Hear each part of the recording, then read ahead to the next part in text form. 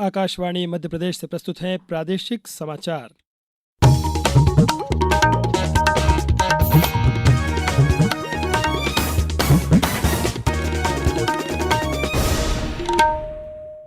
नमस्कार, समाचारों के साथ मैं नवनीत चौबे। सबसे पहले इस बुलेटिन के मुख्य समाचार। राष्ट्रपति, उपराष्ट्रपति और प्रधानमंत्री ने देशवासियों को नववर्ष की दी शुभकामनाएं। रेल मंत्री अश्विनी वैष्णव ने घोषणा की है कि देश की पहली वंदे भारत स्लीपर ट्रेन जल्द ही गुवाहाटी और कोलकाता के बीच होगी शुरू।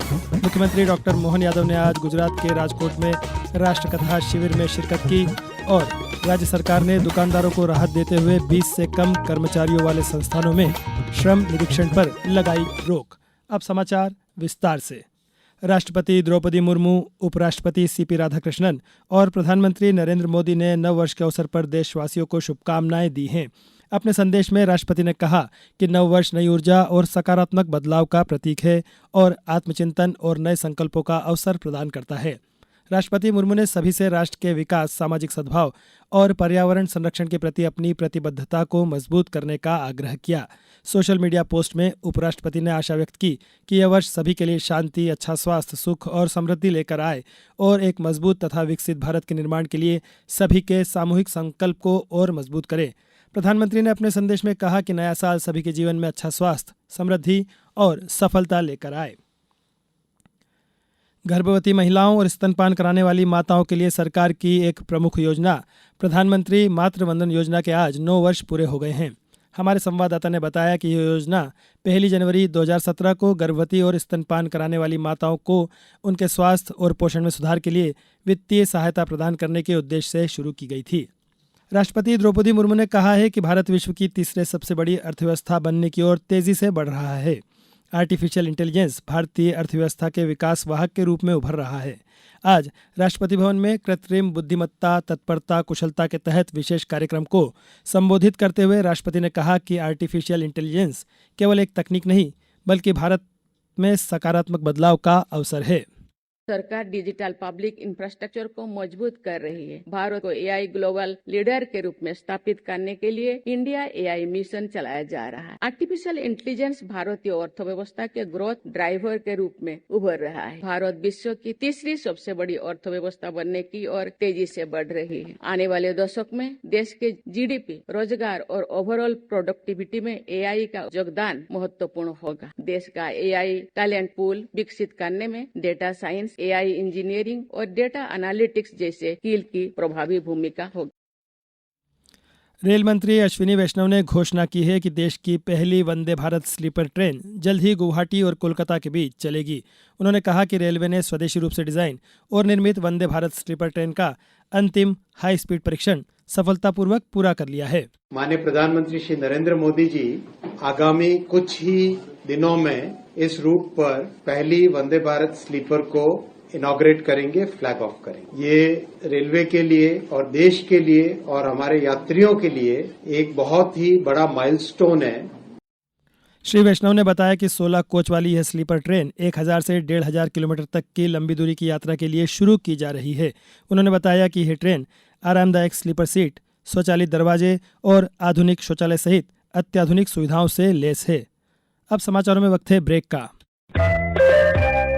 ये समाचार आप आकाशवाणी मध्य प्रदेश से सुन रहे हैं। ये समाचार बुलेटिन YouTube पर, Madhya Pradesh news All India Radio channel पर और फेसबुक, साथ ही एक्स प्लेटफॉर्म पर AIR न्यूज भोपाल पेज पर सुने जा सकते हैं। इसके अलावा आप हमारी वेबसाइट newsonair.gov.in पर अथवा न्यूज ऑन AIR ऐप पर भी समाचार सुन सकते हैं। समाचारों में एक बार फिर आपका स्वागत है। मुख्यमंत्री डॉक्टर मोहन यादव ने गुजरात के राजकोट जिले के ग्राम प्रंसला में आयोजित राष्ट्र कथा शिविर में सहभागिता करते हुए कहा कि हर क्षण अच्छे कार्यों, श्रेष्ठ विचारों और मानव कल्याण के लिए समर्पित होना चाहिए। मुख्यमंत्री ने यह भी कहा कि किताबी ज्ञान से प्रावीण्य सूची में स्थान मिल सकता है, लेकिन जीवन में वास्तविक पहचान संस्कार, नैतिकता और चरित्र से बनती है। उन्होंने कहा कि हमारे जीवन में नैतिकता और संस्कारों की एक लंबी और समृद्ध परंपरा रही है।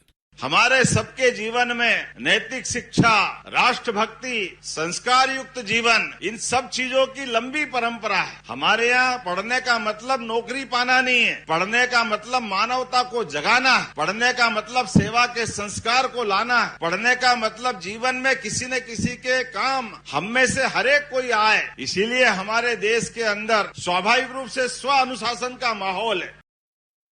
मुख्यमंत्री डॉक्टर मोहन यादव ने कहा है कि मां नर्मदा की कृपा से प्रदेश निरंतर समृद्ध हो रहा है और कृषि उत्पादन में लगातार वृद्धि दर्ज की जा रही है। नववर्ष के अवसर पर मुख्यमंत्री ने खंडवा जिले के मोरटक्का में मां नर्मदा तट पर स्थित राजराजेश्वरी त्रिपुर सुंदरी मंदिर में सपरिवार पूजा अर्चना कर प्रदेशवासियों को शुभकामनाएं दी। उन्होंने इस वर्ष को किसान कल्याण वर्ष बताते हुए कहा कि सरकार किसानों की आय बढ़ाने और कृषि विकास को प्राथमिकता दे रही है। केंद्रीय कृषि मंत्री शिवराज सिंह चौहान आज महाराष्ट्र में विकसित भारत जी रामजी योजना को लेकर ग्राम सभा में शामिल हुए। ग्राम सभा के दौरान ग्रामीणों ने योजना को लेकर अपने सवाल रखे। कृषि मंत्री ने स्पष्ट किया कि विकसित भारत जी रामजी अधिनियम को लेकर कुछ लोग भ्रम फैलाने की कोशिश कर रहे हैं। विकसित भारत जी रामजी अधिनियम के बारे में लोगों ने कई सवाल पूछे क्योंकि कुछ भ्रम फैलाने की कोशिश की जा रही है। तो मुझे बहुत अच्छा लगा कि ग्रामवासियों ने सब तरह के सवाल पूछे और हमने तय किया कि योजना कानून है, चलेगी ही। 100 के बजाय 125 दिन का रोजगार और विशाल धनराशि जो इसके लिए प्रावधान किया है 1,51,282 करोड़ रुपए का, ये प्रावधान प्रस्तावित है पहले साल के लिए, आगे और बढ़ेगा ये। मुख्यमंत्री डॉक्टर मोहन यादव ने आज नए साल में राज्य के छोटे दुकानदारों को बड़ी राहत दी है। राज्य सरकार ने मध्य प्रदेश दुकान एवं स्थापना अधिनियम में संशोधन कर 20 से कम कर्मचारियों वाली दुकानों और संस्थानों में अनावश्यक श्रम निरीक्षणों पर रोक लगा दी है। अब ऐसे प्रतिष्ठानों का निरीक्षण केवल राज्य सरकार की पूर्व अनुमति से ही हो सकेगा। श्रम विभाग के अनुसार इस फैसले से दुकानदारों और उद्यमियों को बेवजह की परेशानी से राहत मिलेगी, स्व अनुपालन को बढ़ावा मिलेगा और व्यापार के लिए अनुकूल वातावरण तैयार होगा। प्रदेश में बिजली उपभोक्ताओं के लिए समाधान योजना का दूसरा चरण आज यानी 1 जनवरी से शुरू हो गया है। ऊर्जा मंत्री प्रद्युम्न सिंह तोमर के अनुसार यह चरण 28 फरवरी तक चलेगा।